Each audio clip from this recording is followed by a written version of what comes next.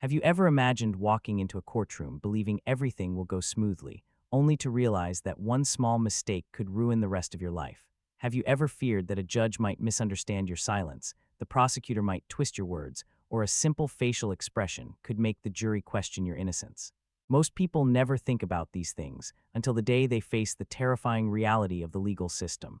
Because inside a courtroom, truth doesn't always win, perception does, and perception can turn against you in seconds. That's why today's title, Stop Making These Critical Mistakes in Court Proceedings, is not just advice, it's a warning for anyone who believes the courtroom is a safe place where fairness naturally follows. The truth is much colder. One wrong word, one emotional reaction, one moment of misplaced confidence, and everything collapses.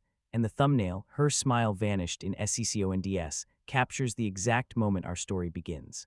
A moment when a woman, Emily Ward, walked into the courtroom with a calm smile, hoping for justice, only to lose that smile the moment she realized how quickly the system can turn against someone who isn't prepared. It wasn't a dramatic explosion. It wasn't a shocking revelation. It was something far more subtle, a shift in the room, a look from the judge, a few whispered words from the prosecution, and suddenly everything felt wrong. People think court cases fall apart because of big mistakes, but the truth is, it's the tiny ones that destroy people, the ones they don't even notice, the ones no one warns them about. And Emily, she made all of them. But before we uncover the moment her smile disappeared and the mistake that triggered it, we need to go back to the night everything began, to the misunderstanding that turned an ordinary woman into the center of a criminal case she never imagined being part of. Because in just a few minutes, you'll see how a single innocent choice became the first step toward her courtroom downfall. Most courtroom tragedies don't begin with crime. They begin with a misunderstanding, an ordinary moment twisted into something darker. And for Emily Ward, it all started on a quiet Thursday evening, the kind of night where nothing feels dangerous, nothing feels unusual, and nothing warns you that your entire life is about to shift. She wasn't running, she wasn't hiding, she wasn't doing anything suspicious. She was just stopping by a small convenience store on her way home from work, something she had done hundreds of times before. Inside the store, Emily greeted the cashier, grabbed a bottle of water, and stepped into a short line. But what she didn't know was that a small argument had taken place only minutes before she arrived, an argument involving a different customer and a missing wallet. Tensions were high, the cashier was flustered, and the store's owner was watching the security cameras closely. Emily walked into a place already on edge, and she had no idea. When it was her turn to pay, the cashier scanned the bottle, distracted and irritated. Emily reached into her bag, but a loose receipt slipped onto the counter. The cashier glanced at it, froze for a second, and his expression changed. It was the same brand of receipt the missing wallet suspect had dropped earlier. To him, the coincidence wasn't a coincidence at all. Without saying a word, he pressed the silent alarm under the counter. Emily didn't notice. She was still searching for her wallet, unaware that two officers were already outside, responding to a suspected shoplifting and theft attempt. She smiled politely, apologizing for the delay as she finally found her money. That smile, the gentle, harmless smile of someone who had no idea what storm was coming, was the last calm expression she would have for a long time, because the moment she stepped toward the exit, the officers moved in, hands raised. Voice shaking, confusion everywhere. Emily made her first critical mistake right there. Sometimes, the words you choose become the evidence used against you. The officers approached Emily with the kind of caution usually reserved for someone already considered guilty. Their hands hovered near their belts, their expressions cold and unreadable. And Emily, confused, nervous, and completely unaware of the alarm that had been triggered, did what almost everyone does in stressful moments. She tried to explain herself too quickly. "Wait, I didn't do anything," she said, stepping back slightly. That single step, that single sentence, became the second building block of a disaster she didn't even know she was part of. To innocent people, stepping back is a natural reaction. But to trained officers, a retreat can be interpreted as avoidance, fear, or preparation to run. And her words, "I didn't do anything," felt rehearsed, defensive, guilty. The officers exchanged a quick look, their posture stiffened. "Ma'am, we need you to stay calm," one of them said. "We received a report of suspicious activity." Suspicious activity, the word struck her like a slap. She blinked, confused, shaking her head, trying to understand how a simple stop to buy water had turned into this. I just came to pay," she stuttered, but her voice trembled. And that trembling made her look unstable, not innocent. Another tiny mistake, another misinterpretation. The cashier, still believing she was connected somehow to the earlier theft incident, pointed toward her bag. She was fumbling a lot. Same type of receipt fell out, It matches what the guy used. Emily turned, stunned. This is ridiculous. Another mistake. Interrupting, raising her voice, showing emotion during a moment when officers expect compliance and quiet cooperation. Within seconds, she was asked to place her bag on the counter, then step aside. People in the store were staring. Whispers spread, and Emily's breathing grew uneven, her heart pounding so loudly she could barely hear anything else. All she had to do was stay silent. All she had to do was wait for a lawyer. All she had to do was breathe and let the officers handle their process. But she didn't know that. She was scared, and scared people talk too much. Innocent people don't realize their fear can sound a lot like guilt. Fear does strange things to people. It steals clarity. It rushes your thoughts. It forces you to say things you don't mean, just to fill the silence. And standing there between two officers and a watching crowd, Emily felt that fear tightening around her like a noose. When one of the officers asked her, "Ma'am, is there anything in your bag we should know about?" she froze. It was a standard question, a routine line, something they ask almost everyone. But Emily, overwhelmed and anxious, made the single worst mistake she could have made in that moment. She whispered, I don't think so. Not no, not there's nothing at all, not you're free to check. Just, I don't think so. It was subtle, quick, not even intentional, but to the officers it was a red flag. A sign of uncertainty, a possible hint that she wasn't fully denying wrongdoing. In court later, they would use those exact words as proof that she was hesitant, evasive, and unsure about the contents of her own property. Emily didn't understand the weight of her answer. She was just scared, her voice cracked, her hands trembled, and every tremble was another strike against her. The officers took her bag, slowly, methodically, like they already expected something inside. Emily kept repeating, "This is a misunderstanding. Please, can I explain?" But the more she talked, the more her voice wavered, and the more her explanations sounded like excuses. When they opened the bag, they didn't find anything connected to the missing wallet. No stolen items, no suspicious objects, nothing at all. But by then, the damage was done. The cashier had already told them she acted similar to the earlier suspect. The security system had already logged an alarm. Emily had already shown fear, hesitation, and emotional distress, all things that officers later interpreted as behavior consistent with evasiveness.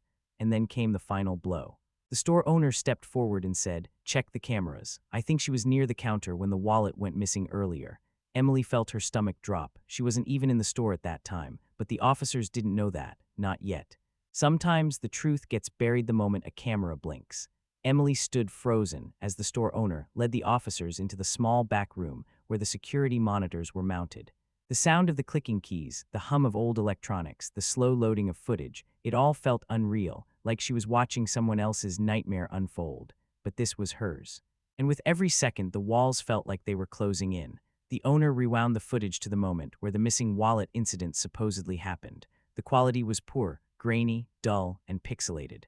The camera angle faced the counter, but not directly. Part of the view was obstructed by a small rack of gum and candy. Only silhouettes and vague outlines were visible. "There," the owner pointed. "That's the person who dropped the receipt and walked away." The figure on the screen was blurry, their face unclear, but the outline, a woman, medium-height, dark jacket, looked vaguely similar to Emily. Similar enough that someone already suspicious might draw a connection. Similar enough that an officer under pressure might assume they were looking at the same person detained minutes later. Emily's chest tightened. "That's not me," she said immediately, her voice shaking. "I wasn't even in the store at that time." But timing was the very thing she couldn't prove, not without speaking to the right person, not without footage from her workplace, not without access to more data. And right now, the officers didn't care about her explanation. They cared about the image in front of them. One officer narrowed his eyes, studying the screen. "It's not clear," he said. "But the jacket looks similar." "It's not the same jacket," Emily insisted. "Mine has silver buttons, hers doesn't." But fear had affected her tone. She sounded desperate, defensive, emotional, and those emotions didn't help her. They made her look guilty. Another mistake. The officer responded calmly, "We'll need to bring you in for questioning. This footage doesn't rule anything out." Emily's mouth went dry. Questioning for what? "I paid for a bottle of water." The officer didn't answer. They didn't have to. The assumption was already forming, the narrative was already building, and the blurry footage, despite showing no clear evidence, was becoming the cornerstone of a case built on misinterpretation. As they gently but firmly guided her toward the door, Emily felt a cold realization settle in. Her smile hadn't vanished earlier because of guilt. It vanished because she sensed a truth she didn't yet understand. Inside an interrogation room, even silence becomes a weapon. The interrogation room was colder than Emily expected. not physically, emotionally. A plain table, two metal chairs, a dull overhead light that cast hard shadows across her face. Everything about the room was designed to make a person feel small, exposed, and out of control. And it worked. Emily felt every inch of that pressure as the officers closed the door behind her. She folded her hands on the table, trying to look calm, but the truth was fear kept tightening her chest. Her heart hammered against her ribs, and then, without realizing it, she made another mistake, one that would haunt her throughout her trial. She smiled, not a happy smile, not confidence, just a nervous, involuntary reaction that many people have under stress. A quick, awkward, I'm scared but trying to stay composed kind of smile. But interrogators don't see smiles the same way innocent people do. To them, a smile can signal deception, manipulation, or even arrogance. The officer sitting across from her noticed it immediately. "Something funny to you?" he asked. Emily's stomach dropped. No, I'm just nervous." But the damage was done. That one accidental smile would later be described in court as an inappropriate emotional response, suggesting she wasn't taking the suspicion seriously. The officer leaned forward. "Emily, we need your side of the story. The moment you walked into that store, you were acting unsettled." "I was just tired," she said, another truth that didn't sound convincing. "And when we asked about your bag, you hesitated. I was confused, not hiding anything. And then," he continued, tapping his pen, "you smiled when we brought you here." Emily's throat tightened. "I didn't mean to. You seem unsure about a lot of things," the officer said gently, but with a tone that made her skin crawl. "Unsure about your bag, unsure about the timing, unsure about why you're here. That concerns us." She tried to steady her breathing. She tried to stay composed, but the more she defended herself, the more defensive she looked. And in an interrogation, looking defensive can be just as dangerous as being guilty. Inside that room, every gesture, every hesitation, every breath mattered. Sometimes the deadliest trap in a courtroom begins with a single pen on a table. The officer slid a single sheet of paper across the metal table. At first glance, it looked harmless, just a basic incident statement form. No bold warnings, no highlighted threats, nothing that suggested danger. Emily stared at it, exhausted and overwhelmed, her mind still spinning from the interrogation. "This is just to confirm your presence at the store when the call came in," the officer said casually. "Standard procedure. Nothing too serious. Nothing too serious." Those three words have tricked more innocent people than any other sentence inside a police station. Emily picked up the pen with trembling fingers. She didn't have a lawyer. She didn't ask for one. She didn't even consider it. In her mind, she wasn't a criminal, so why would she need legal protection? That was her next critical mistake. She skimmed the paper, but fear blurred the words. Her eyes caught phrases like initial interaction, voluntary, cooperative, but none of it raised red flags. She didn't notice a small line buried in the middle. Acknowledgement of being present during the time frame of alleged missing property. To her, it sounded like time-stamping the moment she entered the store, but legally, it implied she was present at the same time the wallet disappeared. A detail the prosecution would later cling to like iron. She signed just one signature, one moment, one stroke of a pen. When she slid the document back, the officer gave a polite nod, almost sympathetic. "Thank you, Emily.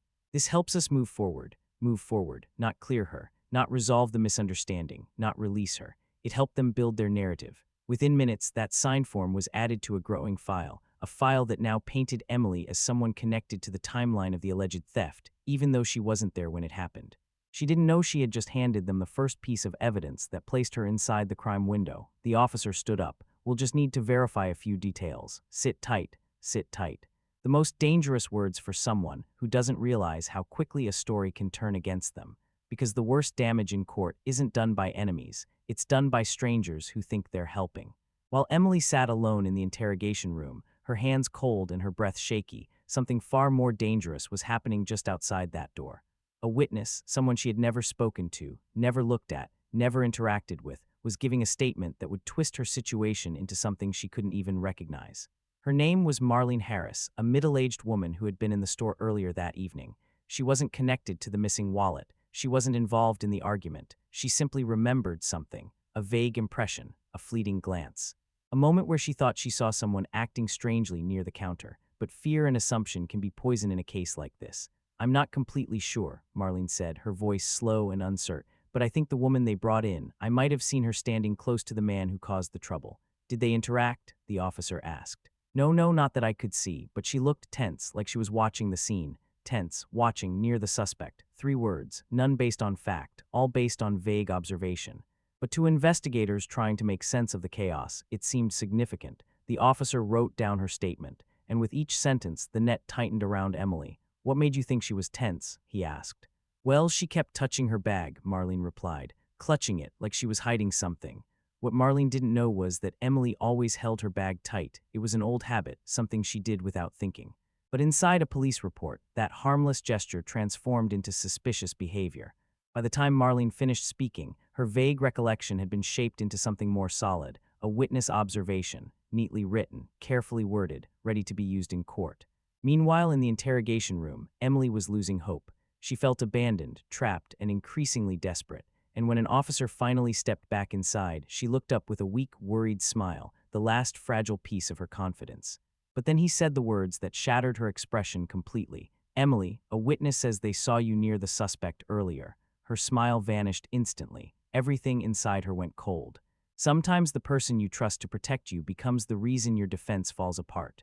When Emily finally left the police station later that night, shaken, exhausted, and barely holding herself together, she thought the worst part was over. She believed the courtroom would clear things up. She believed the judge would see the truth. She believed the system would protect her. But her next mistake was trusting someone simply because he carried a law degree. Her court-appointed lawyer, Daniel Reeves, was not a bad person, but he was overworked, overwhelmed, and juggling far too many clients. To him, Emily's case seemed small, a minor theft misunderstanding, as he called it. A case that should disappear quickly, a case he didn't need to prepare deeply for, and that lack of preparation cost her dearly. On the morning of the first hearing, Emily sat beside Daniel at the wooden defense table, her hands trembling, eyes darting around the room. Every sound felt amplified, every stare felt like judgment. She leaned in and whispered, "Daniel, I didn't do anything. You believe me, right?" He barely looked up from his phone. Yeah, it's fine. These cases resolve themselves. Just stay quiet and let me handle it." Stay quiet. The same instruction the officers gave her. The same instruction that kept her from correcting early misunderstandings. And again she obeyed, another small mistake in a growing chain of them. When the prosecution stood up and presented the evidence, the vague witness statement, and the blurry footage, Daniel didn't object. Not once.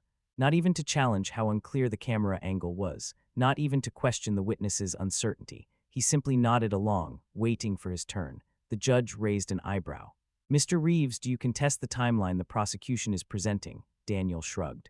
"We'll sort that out later, Your Honor." Later. That single careless word placed Emily inside the crime window, unchallenged.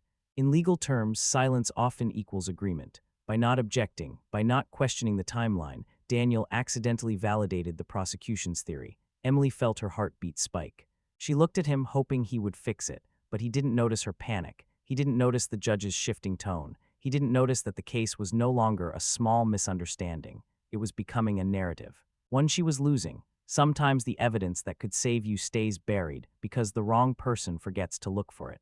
There is a moment in every case where the truth has a chance to break through the noise, where a single piece of evidence can change everything. For Emily, that moment existed, but it slipped past her without anyone noticing. And the saddest part, the evidence wasn't hidden. It wasn't lost. It wasn't destroyed. It was simply ignored. After the first hearing, the prosecution submitted the partial store footage, the same grainy clip that vaguely resembled Emily from the side. But the convenience store had two cameras, not one. And the second camera, facing the entrance, held the key to proving Emily wasn't even inside the store at the time the wallet went missing. That camera captured timestamps, the door opening, customers entering and leaving. It showed the exact moment Emily stepped inside, several minutes after the incident. It could have cleared her timeline instantly. It could have shut down the entire case before it even began. But no one requested it, not the officers. Not the prosecution, and worst of all, not her lawyer. Daniel skimmed the evidence list handed to him, assuming the police had already included everything relevant. He never asked, never double-checked, never pushed for additional footage. To him, this case was still simple, still solvable, still routine. But the prosecution wasn't operating under that same assumption. They were beginning to sense momentum, tiny mistakes, unclear footage, a nervous defendant, a hesitant signature, a vague witness statement. These pieces were stacking up, shaping a narrative they could pursue. So why would they offer the footage that could destroy that narrative? Emily didn't even know such footage existed. She didn't know how security systems worked. She didn't know the importance of timestamps. She didn't know the store had more angles. She trusted the system to show everything. She trusted her lawyer to ask for everything, and trust was becoming her deadliest weakness. In the courtroom that day, the prosecution confidently played the blurry clip. Daniel didn't object. He didn't request additional angles. He didn't even address the timing issue. And the judge watched it all in silence. With every second of that unclear video, assumptions grew deeper roots. Emily sat there, terrified, unaware that the one thing that could have saved her was sitting on a hard drive in the back of a convenience store, untouched, unseen, unnoticed.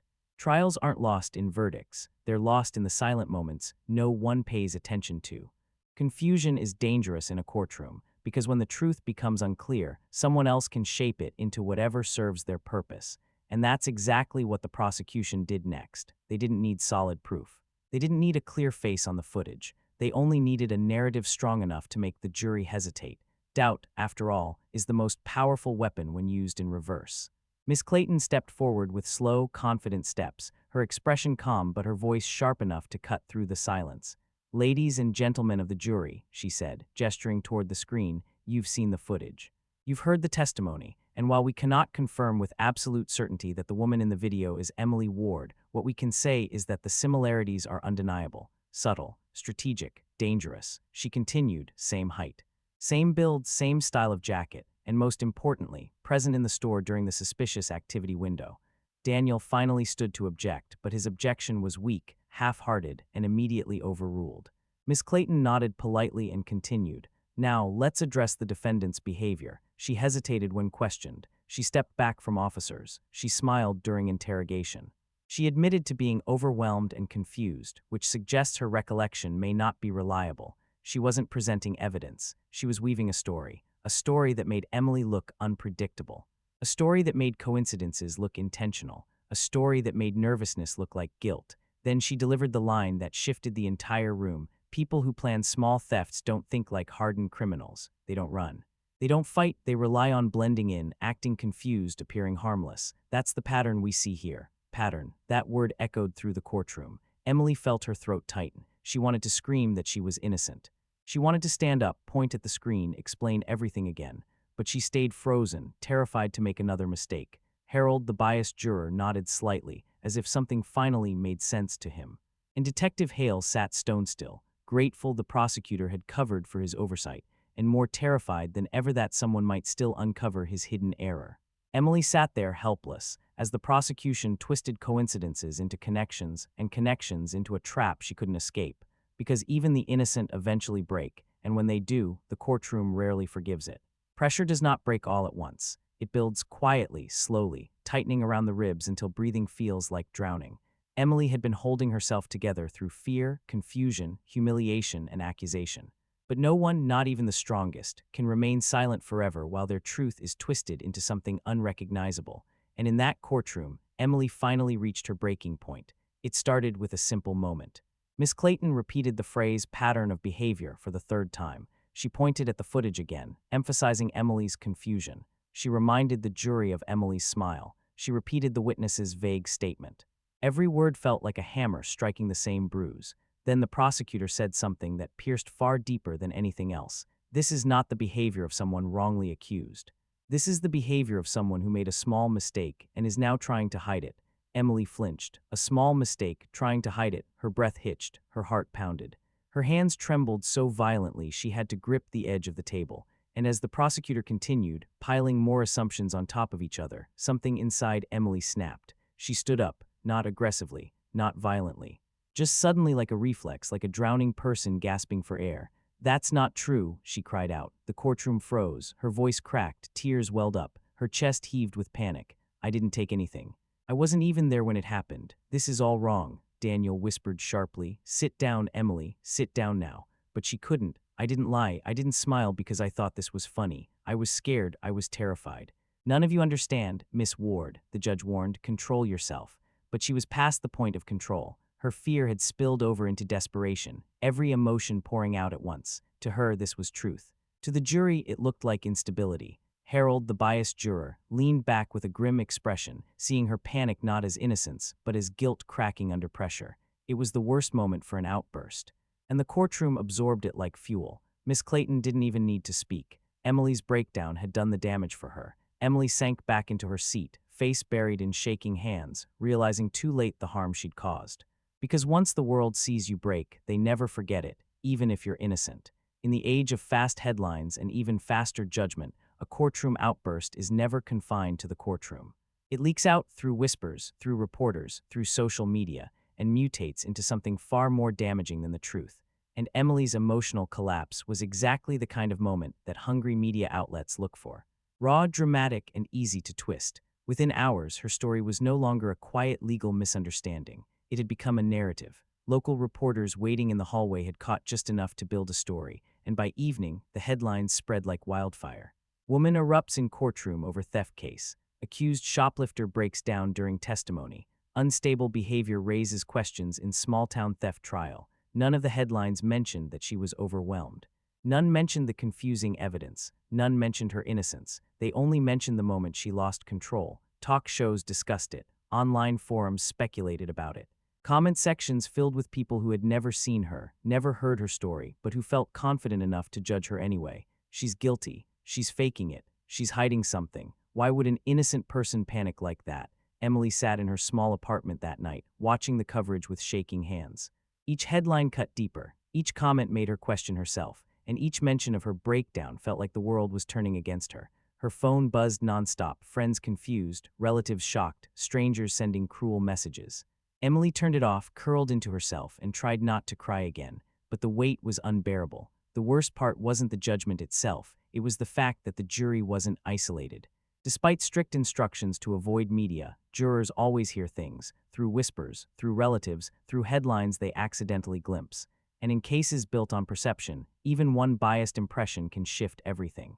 In Harold's mind, the already suspicious juror, her breakdown wasn't a cry for help. It was confirmation. Confirmation that she was hiding something. Confirmation that the prosecution was right. Confirmation that the pattern made sense.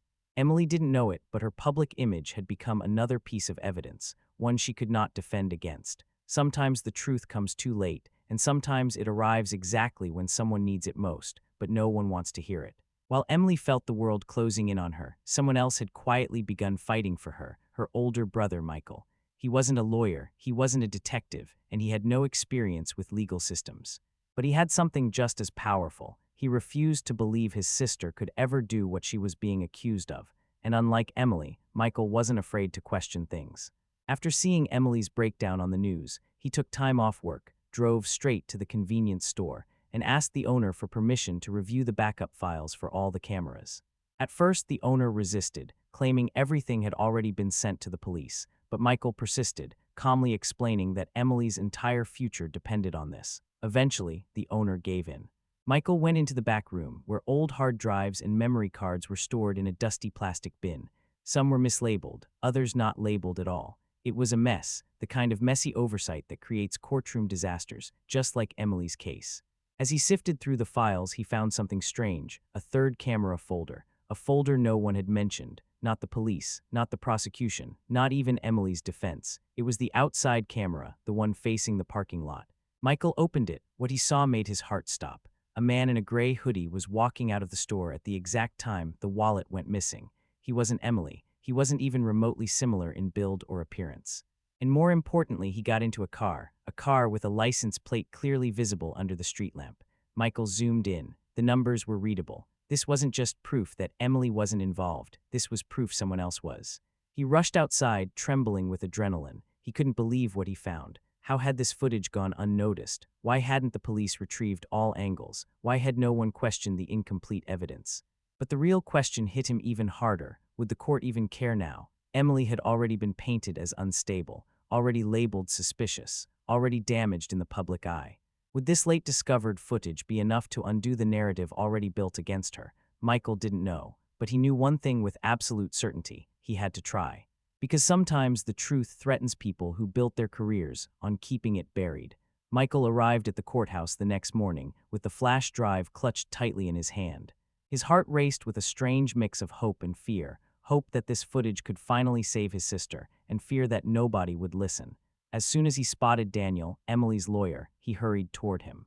"I found something," Michael said breathlessly. "Footage from an outside camera. A man left the store right when the wallet went missing. It wasn't Emily. The license plate is clear as day." Daniel blinked, confused. "Outside camera." "What outside camera?" "The one facing the parking lot," Michael insisted. "It wasn't included with the evidence." Daniel frowned, a frown that should have meant concern, urgency, responsibility, but instead it looked more like annoyance. Look, I don't know where you got this, but evidence must come through proper channels. If it wasn't submitted through police procedure, the court might treat it as invalid. Invalid, Michael snapped. Even if it proves the real culprit, Daniel hesitated, lowering his voice. Michael, you don't understand. Bringing surprise evidence without chain of custody documentation, judges hate that. It can complicate the case. Complicate the case. Michael felt anger rising in his chest. Emily's life was falling apart, and her own lawyer was more concerned about procedure than the truth. He didn't have time for this. Without waiting for permission, he marched toward the prosecution table. Miss Clayton looked up, surprised. Can I help you? Michael placed the flash drive in front of her. You might want to see this. Someone else was at the store. Someone who actually matches the suspect. Clayton's expression shifted subtly, almost too subtly. Not shock, not interest, something closer to irritation. Mr. Ward, she said calmly, I appreciate your concern, but this is not how evidence works. If this footage wasn't submitted earlier, we must verify its authenticity before presenting anything to the jury.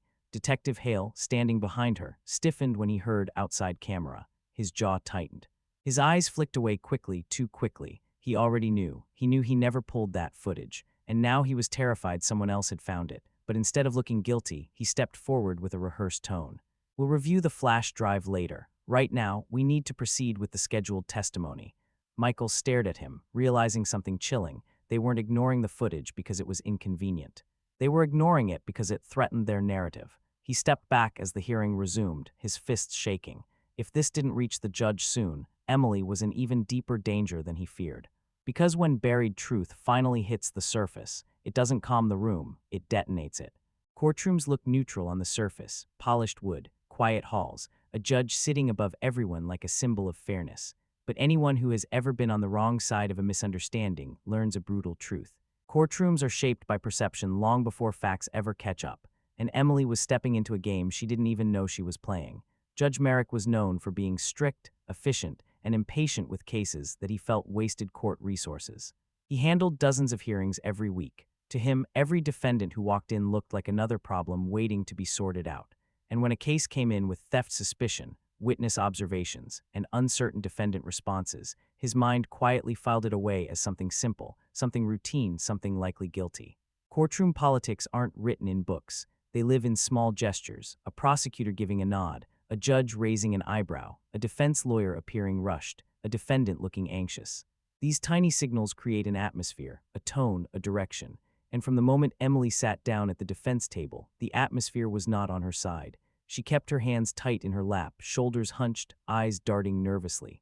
To a judge, that nervousness doesn't read as fear. It reads as instability. It reads as evasion. It reads as someone hiding something. The prosecutor, Miss Clayton, knew exactly how to use subtlety. She didn't attack Emily openly. Instead, she spoke in calm, measured tones, using phrases like behavior consistent with concern and timeline that raises questions. She wasn't proving guilt, she was planting seeds of doubt. And Daniel, sitting beside Emily, didn't counter any of it. He didn't push back. He didn't challenge tone, presentation, or hints. He didn't notice the quiet, accumulating weight pressing against them, but the judge did. Every unchallenged assumption became a silent agreement. Every unanswered insinuation became a shadow. And before the trial even properly began, the courtroom's perception of Emily had already started to tilt in the wrong direction. She felt it, a shift she couldn't name but couldn't ignore, a coldness settling around her, a sense that the room believed a story she hadn't even told yet. In court, the wrong answer doesn't just echo, it defines you. Cross-examination is where the courtroom becomes a battlefield. Every question is a trap, every pause is pressure, every word you speak is fuel for someone else's narrative. Emily didn't know this. She thought honesty alone could save her. She thought telling the truth would end the confusion. But in court, truth without strategy is like walking through fire with bare feet. When Emily was called to the stand, her heartbeat echoed in her ears. She took the oath with trembling fingers and sat down, trying to appear confident. But her anxiety was written all over her. Stiff posture, shaky breaths, eyes that kept darting toward the judge. Miss Clayton, the prosecutor, approached her with calm steps, too calm, almost gentle, and that's what made it dangerous. A calm prosecutor means they know exactly where they're taking you. Miss Ward, she began, when the officers first approached you at the store, you said, I didn't do anything. Correct? Emily nodded. Yes, because I didn't. And you stepped back when they approached. I was scared, Emily replied. And you smiled during the interrogation. That was a nervous reaction, so you admit your reactions were inconsistent. Emily froze. Inconsistent. Such a simple word, such a deadly implication. She hesitated just for a second. But in court, a second of silence can look like uncertainty or guilt. I guess I reacted strangely because I was overwhelmed, she said. The prosecutor's eyes lit up quietly, subtly. She had found the opening she wanted. So you were overwhelmed, confused, not thinking clearly. Emily nodded slowly. Yes, I was frightened. And when someone is confused or frightened, Miss Clayton continued, they may misremember details, or misunderstand events, or even misinterpret their own involvement. Would you agree? Emily's breath caught. If she said yes, she would be confirming she might have misremembered the timing. If she said no, she would appear stubborn and uncooperative. She panicked, and she chose the worst possible answer. Maybe. The courtroom shifted. It was subtle but unmistakable, a ripple of unease, a change in the judge's expression. A quiet note scribbled by the prosecutor. Her answer had just created doubt about her memory, her timeline, and her reliability. One word, maybe. A single, devastating mistake. Trials aren't decided by evidence alone, they're decided by the minds interpreting it. Juries are supposed to be neutral, objective, unbiased, but jurors are human, full of fears, beliefs, and past experiences that quietly shape how they interpret a defendant's every move. And in Emily's case, one juror's silent bias would become a hidden force pushing her deeper into danger. Juror number 6, Mr. Harold Benson, was a retired store owner. Years ago, his shop had been robbed twice, and both times the suspects were never found. Those cases left scars he never talked about, but that lived quietly inside him. When selected for Emily's trial, he promised fairness. He promised neutrality, but deep down he carried an old wound, a fear of being fooled again. During the trial, Harold watched Emily closely, too closely. Every blink, every tremble, every hesitation became a data point in his mind. And when she said the word maybe during cross-examination, something inside him hardened. To him, maybe didn't sound like honesty. It sounded like a loophole, like someone trying to slip out of responsibility. He leaned back in his chair, his jaw tightening. He didn't speak. He didn't make a scene. He didn't react dramatically. But his mind quietly shifted, and Emily felt it. She didn't know why, but when she glanced at the jury, her eyes locked with Harold's. His expression was unreadable, distant, almost cold, like he was looking at someone capable of deception. It rattled her. It made her voice tremble more. It made every answer feel like a test she was failing. The prosecutor noticed. She began directing her questions in ways that made Emily look unsure. And every time she hesitated, Harold's suspicion deepened. He whispered to the juror beside him, "She's nervous, too nervous." The juror shrugged. Trials make people nervous, but Harold wasn't convinced. His past was louder than logic, and this is how bias works, not through shouting, not through arguments, but through quiet, invisible shifts in perspective, shifts the defendant never sees until it's too late. Emily didn't know it yet, but one juror had already formed a shadow of doubt around her, a shadow that would follow her throughout the trial, influencing reactions, shaping discussions, and silently poisoning her chances. It's not just mistakes that destroy a defense, it's the secrets other people never want revealed. Behind every criminal case, there is usually one person who controls the direction of the investigation, quietly, subtly, often without anyone realizing it. For Emily, that person was Detective Marcus Hale, the lead investigator assigned to her file. And from the moment he entered the courtroom, Emily felt an uneasiness she couldn't explain. Hale stood tall, confident, and overly composed. His testimony sounded polished, rehearsed, almost too clean.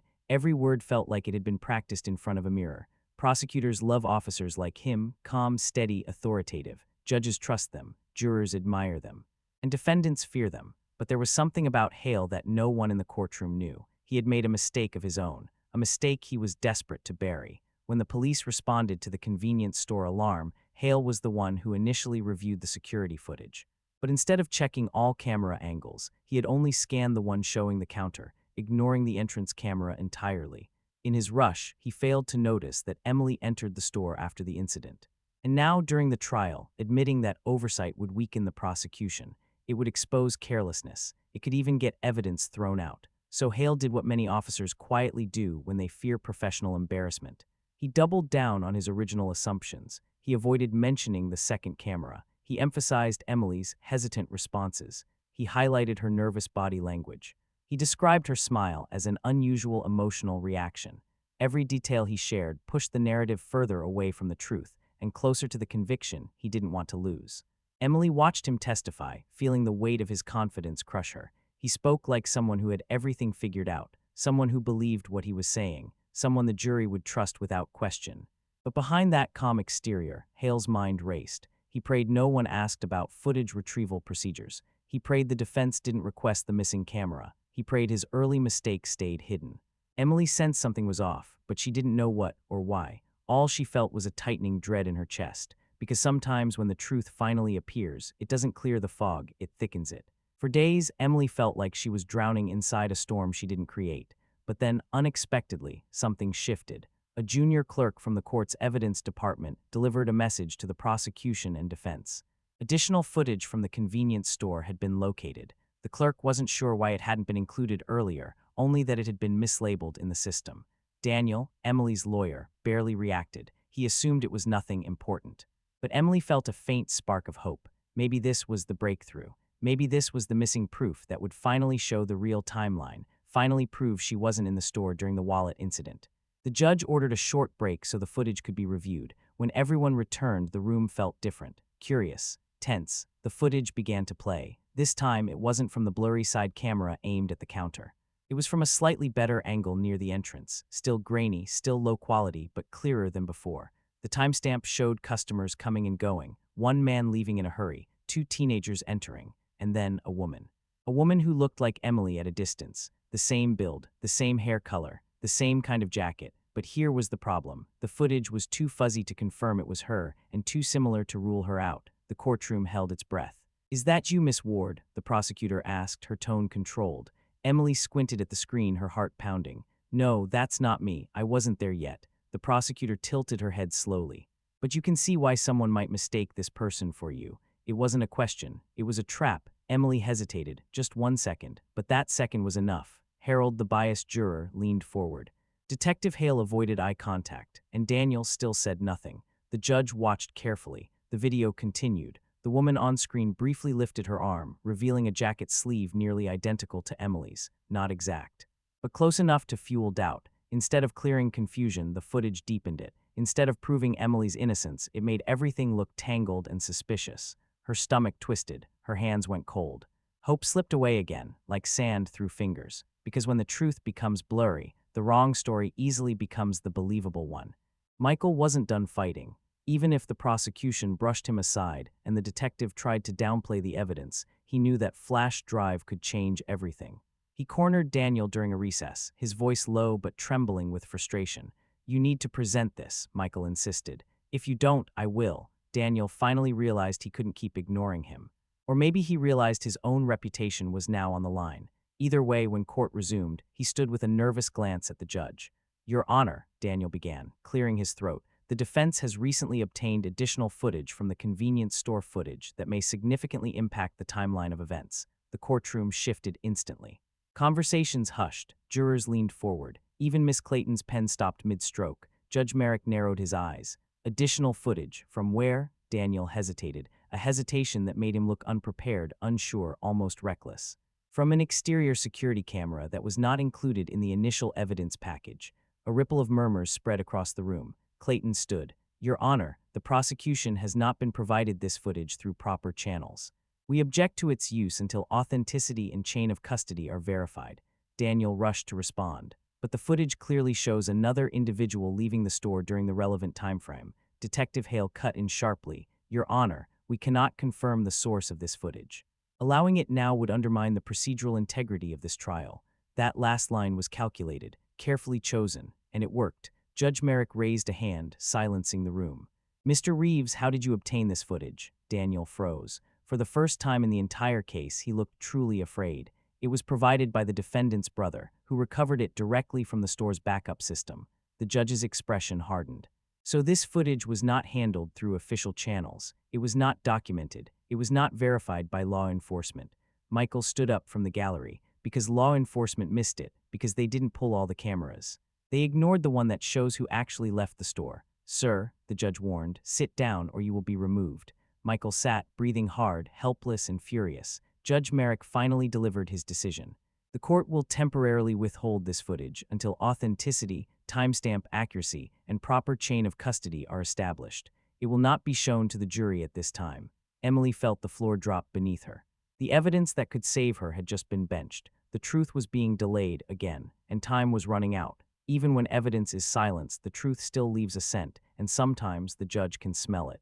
Judge Merrick's ruling struck the courtroom like a cold wave. The footage, Emily's chance at salvation, was paused, locked behind procedural walls, but something unexpected happened in that moment, something subtle. Something only a few people noticed. The judge's eyes narrowed, not at Emily, not at Michael, but at the prosecution, and at Detective Hale. It was a flicker of suspicion, quick, almost invisible, but unmistakable. For the first time in the entire trial, Judge Merrick seemed uneasy. He leaned back slightly, studying Hale as he stood there with an expression too controlled, too polished, too defensive. Judges don't miss tone, they don't miss posture. They notice when someone reacts too quickly or pushes too hard. When Hale interrupted Daniel earlier, cutting off the evidence introduction before the prosecutor even needed to, the judge noticed that too. Still, he maintained his stern exterior. "Detective Hale," the judge said, "please step forward." The detective did, his jaw clenched just a little too tightly. "Did your initial evidence retrieval include footage from all available cameras?" Hale didn't blink. "We retrieved the relevant angles, Your Honor." "Relevant," the judge repeated slowly. "And how did you determine relevance?" "By focusing on the area where the incident occurred." Judge Merrick tapped his pen against the desk. "You did not pull footage from the exterior camera." "No, Your Honor, it was not necessary." "Not necessary." Another choice of words that landed wrong. The judge's gaze sharpened further. "In cases involving entering and exiting a location, exterior footage is always relevant, even in petty theft cases." Hale stiffened. "With all due respect, Your Honor, we were working with limited time, and in that limited time," the judge interrupted, "you overlooked evidence that could have clarified the timeline." The room went silent. For the first time, the judge sounded irritated, perhaps not at Emily, perhaps not at the defense, but at the investigation itself. Clayton quickly stepped in to shield her witness. "Your Honor, the missing footage does not conclusively prove anything." "I didn't say it did," the judge replied, "but the court finds its absence concerning." Emily felt the tiniest flicker of hope, not victory, not safety. "Just possibility." The judge nodded to Daniel. "Mr. Reeves, submit the flash drive to the clerk. We will have digital forensics verify it." Then he turned his gaze to the jury. "You will disregard the previous mention of new evidence until it is officially admitted." But when he looked away, his expression remained troubled. He wasn't ready to say it aloud, but something, somewhere, wasn't adding up. Because sometimes, the truth isn't just hiding in the footage, it's hiding in what everyone overlooked. Digital forensics labs don't rush. They don't bend to courtroom pressure. They move at their own pace, analyzing every pixel, every timestamp, every tiny data point. But in Emily's case, that slow, methodical process ended up revealing something no one expected, something far more explosive than a simple confirmation of who walked out of the store. 2 days after the footage was submitted, the forensic examiner, a quiet and precise specialist named Dr. Lorraine Kepler, entered the courtroom holding a sealed folder. Emily watched her carefully, searching for clues in her expression. Kepler's face was calm, unreadable, but her step carried a weight that didn't go unnoticed by the judge. Judge Merrick gestured for her to speak. "Your Honor," Dr. Kepler began, "we have verified the footage's authenticity. The file comes directly from the store's DVR system. No signs of tampering, timestamps intact." Emily's heart lifted slightly, but that wasn't the shocking part. Kepler continued, flipping to another page. "However, during analysis, we identified a second anomaly. The exterior camera not only recorded the suspect leaving, it also captured a brief reflection on the store's glass door." The courtroom shifted. "A reflection," the judge repeated. "Yes," Kepler said, "a reflection of the suspect's sleeve, specifically an emblem." Emily sat forward, breath catching. Dr. Kepler placed a blown-up printed still image on the evidence screen. The grainy reflection showed the faint outline of a patch on the suspect's arm, something Emily's jacket didn't have. A patch in the shape of a triangular logo. She pointed at it. "Your Honor, this is the emblem of a delivery subcontractor based in the area. The suspect appears to be wearing a uniform jacket." Murmurs exploded through the courtroom. Emily closed her eyes. Relief washed over her so suddenly it felt like she might collapse. She never owned anything like that. She never worked for any subcontractor. She had finally been separated, even faintly, from the person in the footage. But Dr. Kepler wasn't finished. "One more detail," she said. "The vehicle the suspect entered has been identified. The license plate matches a delivery driver with prior complaints for suspicious behavior." Silence fell, heavy, sharp. Undeniable. Detective Hale looked pale, like a man watching the walls closing in around him. Miss Clayton's jaw tightened. Harold, the biased juror, shifted uncomfortably, doubt finally creeping in. Emily stared at the image, the blurred patch, the reflection that could save her life, and suddenly realized the entire case might be unraveling. When evidence proves innocence, someone must answer for why it was buried. The courtroom air grew heavy, so heavy that even the sound of someone shifting in their chair felt loud. Judge Merrick stared at the blown-up reflection on the evidence screen for several long seconds. The triangular patch, the matching license plate, the delivery driver with prior complaints, all of it pointed away from Emily. All of it raised a new, far more urgent question. Why hadn't this footage been found earlier? Slowly, the judge turned his attention toward Detective Hale. "Detective," he said, voice calm but razor-sharp, "please approach." Hale swallowed hard and stepped forward. His confident posture from earlier was gone.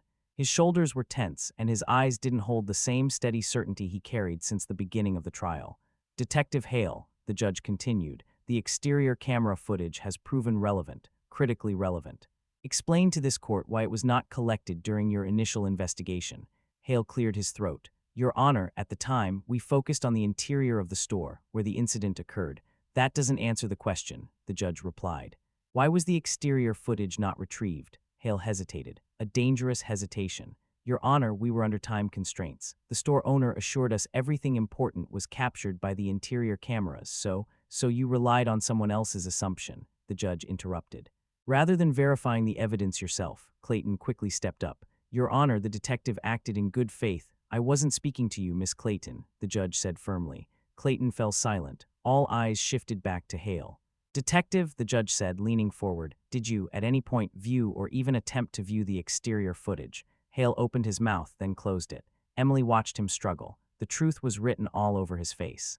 And then, in a quiet voice that echoed through the entire room, he said, "No, Your Honor." The courtroom erupted gasps, whispers, disbelief. Emily felt her breath catch. Michael clenched his fists.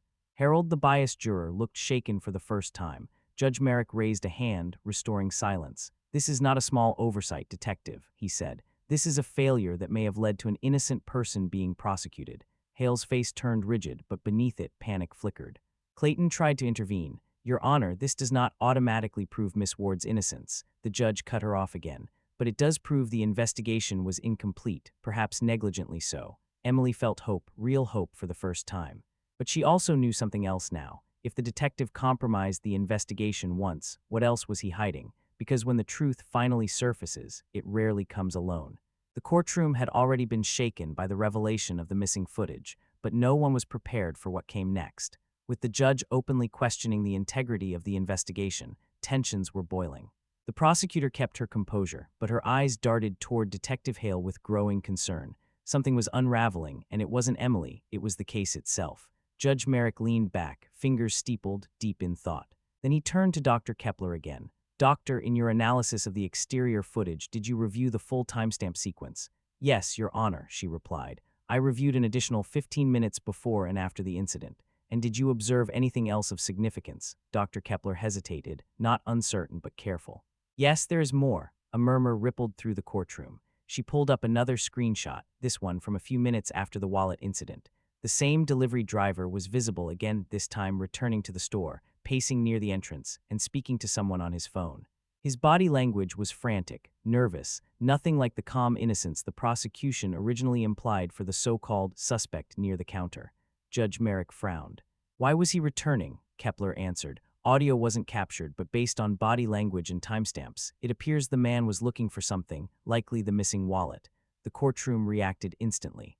Emily felt her pulse quicken. Michael sat up straight. Even the jurors leaned forward. Clayton stepped in quickly. "Your Honor," speculation about body language, but Kepler wasn't finished. "One more detail," she said, clicking to the next frame. The delivery driver re-entered the store, and the camera caught something shocking. He bent down near the gum rack, which partially blocked the counter camera, and pulled something from underneath it. "The missing wallet!" Gasps echoed throughout the courtroom. Judge Merrick's eyes widened. "Are you telling me the suspect retrieved the wallet from under the counter?" "Yes," Kepler replied firmly. "The wallet was never stolen, it was dropped. And the man who dropped it was the same man who left the store earlier. Miss Ward had no involvement." A silence fell so heavy it felt suffocating. Clayton's confident expression slipped for the first time. Hale's face drained of color. The jurors exchanged stunned glances. Emily covered her mouth, eyes filling with tears, not fear this time, but something closer to disbelief, relief, vindication, something she hadn't felt in weeks. Everything they accused her of, everything they twisted, everything they misunderstood, it collapsed in a single frame of video. But the battle wasn't over, because a new question loomed over the courtroom like a storm. Why did the detective never find the footage showing the wallet's true path? Because when a case falls apart, someone always tries to hold it together, even if it means hiding the truth. The courtroom was no longer calm. The air felt thick, charged with something electric, dangerous, undeniable. Judge Merrick sat forward, hands clasped tightly, staring at the evidence screen as if trying to process how such a massive failure had slipped through an entire investigation. Then his gaze shifted to Detective Hale, not angry, not surprised, but laser-focused, like he already suspected something much deeper was wrong. "Detective Hale," the judge said slowly, "I need a clear explanation. How did you miss footage that shows the wallet being dropped and recovered by the actual individual involved?" The detective's throat bobbed. His voice, usually confident, was tight, almost strained. "Your Honor, I wasn't aware of that angle. The store owner told us." "That's enough," the judge cut sharply.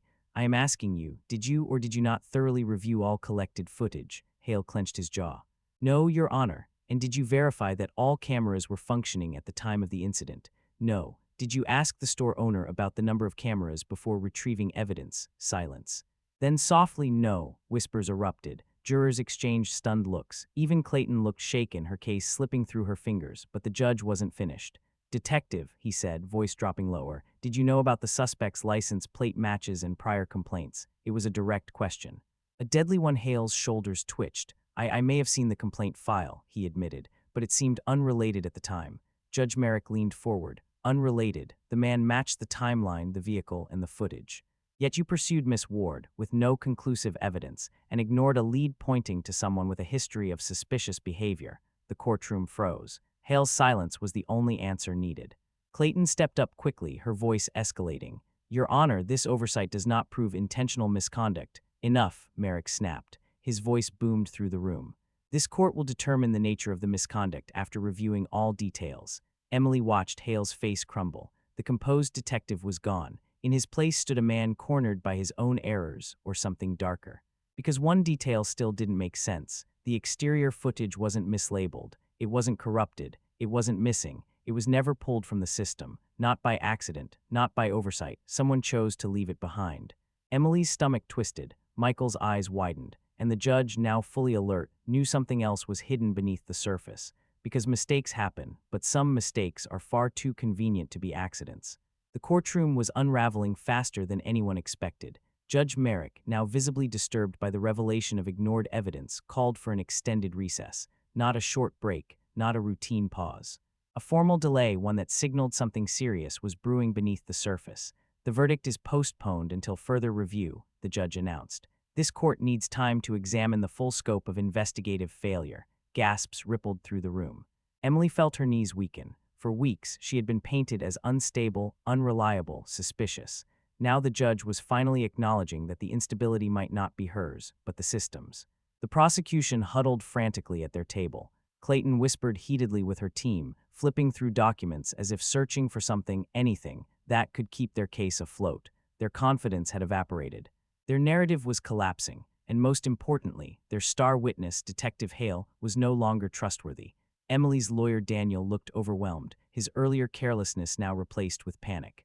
For the first time, even he realized how dangerously close he had come to letting Emily be convicted on incomplete evidence. But the true storm was happening outside the courtroom. In the hallway, away from jurors and cameras, Detective Hale stood alone, pale, sweating, shoulders slumped. And it was there Emily finally learned the truth. The store owner approached Michael and Emily quietly. "I didn't want to say it before," he whispered nervously, but the detective knew the delivery driver. Michael stiffened. "What do you mean he knew him? They argued once, months ago." The driver complained that Hale kept questioning him about petty reports. They didn't like each other. Emily felt something cold crawl down her spine. The owner continued. "When Hale came to get the footage, I mentioned the exterior camera. He just said we don't need that, like he didn't want it included." Emily's heart dropped. This wasn't just neglect. This wasn't simple oversight. This was personal bias, an investigator ignoring a known troublemaker to avoid looking like he had a vendetta, and in doing so, throwing suspicion onto an innocent woman. And now the case was collapsing because of it. Inside the courtroom, the judge returned with a new order. An internal review of the investigation will begin immediately. Detective Hale's face turned ghost white. Emily wasn't safe yet. The trial wasn't over, but for the first time, the truth was pointing away from her and toward the person who had failed her from the beginning, because surviving the courtroom isn't about innocence, it's about avoiding the mistakes that almost destroyed her life. When court resumed the next morning, the atmosphere had completely shifted. Gone was the quiet certainty of a prosecution in control. Gone was the intimidating presence of Detective Hale. Gone was the biased momentum that once pushed Emily toward a conviction she didn't deserve. Now, the courtroom buzzed with something new: doubt. Doubt in the investigation, doubt in the evidence, doubt in the credibility of the case. And Daniel, Emily's lawyer, who had spent most of the trial fumbling, hesitating, and failing to object, finally stepped into the moment he should have claimed from the beginning. He stood, cleared his throat, and for once spoke with clarity. "Your Honor, what we are witnessing here is not just an error. It is a case study in how innocent people can be destroyed by the smallest mistakes, mistakes that anyone could make in a moment of fear." Emily watched him, stunned. He was finally fighting. Daniel continued. "Miss Ward made errors, yes. She hesitated when scared. She used the wrong phrasing. She reacted nervously. But none of these things are crimes. They're human behaviors. And they are the exact behaviors that prosecutors and investigators often twist into something darker." He stepped toward the jury. "Let me tell you the critical mistakes that nearly cost her everything." The courtroom leaned in, every juror, every spectator, even Clayton. Daniel raised a finger. "Mistake number one, talking too much." When the officers confronted her, she tried to explain instead of staying silent. Fear made her ramble, and her rambling sounded suspicious. Mistake number two, signing paperwork without a lawyer. She signed a statement she barely understood. That signature placed her inside a timeline she was never part of. Mistake number three, believing the system would fix itself. She trusted the investigation. She trusted her lawyer. She trusted that truth always wins, but justice requires vigilance, not trust. He paused, letting the weight of his own admission sink in. "And yes," he added, voice softening, "her breakdown in court made her look unstable, but emotional reactions are not evidence. They are the cries of an innocent person who feels unheard." Emily felt tears welling, but this time not out of fear. Out of recognition, out of the realization that finally, someone was speaking her truth aloud. Daniel turned to the judge. "Your Honor, this trial should remind us all that courtroom mistakes don't just happen because a defendant is careless. They happen because fear, pressure, and confusion turn human reactions into perceived guilt." Miss Clayton opened her mouth to object, but the judge lifted a hand. "Let him finish." Daniel looked at the jury one last time. Emily Ward didn't fail the system. The system failed her. The room fell silent, because her final testimony won't just defend her innocence, it will expose the human cost of every mistake made in that courtroom. When Daniel finished speaking, the courtroom wasn't the same place it had been moments earlier. Everything felt heavier, quieter, as if the entire room was holding its breath. And for the first time since this nightmare began, the judge turned his attention fully, completely, to Emily. "Miss Ward," he said gently, "you may speak if you wish." Emily's heart pounded. Her mouth went dry. But she rose from her seat slowly, almost uncertainly, and stepped forward. This wasn't planned. This wasn't rehearsed. Daniel didn't even expect her to stand, but she knew she had to. The world had heard other people tell her story. Now it was time they heard it from her. She gripped the edge of the witness stand, her hands trembling. "When I went to buy a bottle of water that night," she began softly, "I never imagined I would end up here. I never imagined a simple mistake, my hesitation, my fear, could make me look guilty." Her voice wavered, but she didn't stop. "I wasn't thinking about how my words might sound. I wasn't thinking about my body language. I wasn't thinking about court or police or consequences. I was just scared. And when people are scared, they don't speak perfectly. They don't react perfectly. They don't smile or cry or freeze in the right way." Her eyes shifted toward the jurors, faces she had spent weeks fearing, now finally looking at her with sympathy instead of suspicion. "I signed a paper I didn't understand because I trusted the officer. I answered questions nervously because I didn't know staying silent was even an option. I had a breakdown in this courtroom because I honestly believed no one was listening to me." A tear slid down her cheek. She didn't wipe it away. "I'm not a criminal. I'm not a thief. I'm just someone who walked into the wrong place at the wrong time and then made every mistake a scared person could make." She took a shaky breath. "I hope my story shows how easily an innocent person can get lost in this system and how quickly assumptions can replace truth." Silence fell again, deep, emotional, unbroken. Even Harold, the once biased juror, lowered his gaze, visibly moved. Emily stepped back, her strength drained but her dignity finally restored. Because Emily's fate now rests in the hands of people who finally see her, but will that be enough? The courtroom sat in profound silence as Emily returned to her seat. Her testimony lingered in the air like a pulse, raw, human, undeniable. For once, she wasn't being seen as a suspect, or a nervous defendant, or a bundle of mistakes. She was being seen as a person, and that shift, subtle yet powerful, was the final push the truth needed. Judge Merrick cleared his throat, his expression heavy with both responsibility and disappointment, not in Emily, but in the system that had failed her. "Members of the jury," he said, "you have heard the evidence, the testimonies, and the expert analysis. You have witnessed the investigative failures that compromised this case. I ask that you now consider all of this with fairness and clarity." The jury was dismissed to deliberate. The minutes that followed felt endless. Emily sat with her hands locked together, her knuckles white. Michael rested a hand on her shoulder, offering silent strength. Daniel stood nearby, unusually still, knowing everything now rested on forces he could no longer influence. After nearly an hour, the courtroom doors opened. The jury returned. Harold, the juror who once doubted her the most, held the verdict slip. His steps were slow, his expression serious. Emily's heart pounded so loudly she could barely hear the judge's words. "Mr. Foreperson," Judge Merrick said, "have you reached a verdict?" Harold nodded. "We have, Your Honor." He unfolded the paper with trembling fingers. The room froze. Then came the words that shattered weeks of fear. "We, the jury, find the defendant, Emily Ward," a breath held by dozens of people. "Not guilty on all charges." Emily's legs nearly gave out. Michael pulled her into a tight embrace as tears streamed down her face, not the tears of panic she once showed, but tears of release, relief, survival. The judge's voice softened. "Miss Ward, you are free to go. And for the record, this court will be reviewing the investigative conduct that led us here today." Detective Hale looked down, his career collapsing quietly beneath him. Clayton exhaled sharply, realizing her case had fallen apart completely, and the jury, many looked ashamed for how easily doubt had swayed them. Emily walked out of the courtroom into the open air, free but forever changed. Because innocence isn't enough to protect someone in the justice system. Silence can be misread, fear can look like guilt, and tiny mistakes can snowball into life-changing consequences. Her story wasn't just a case, it was a warning.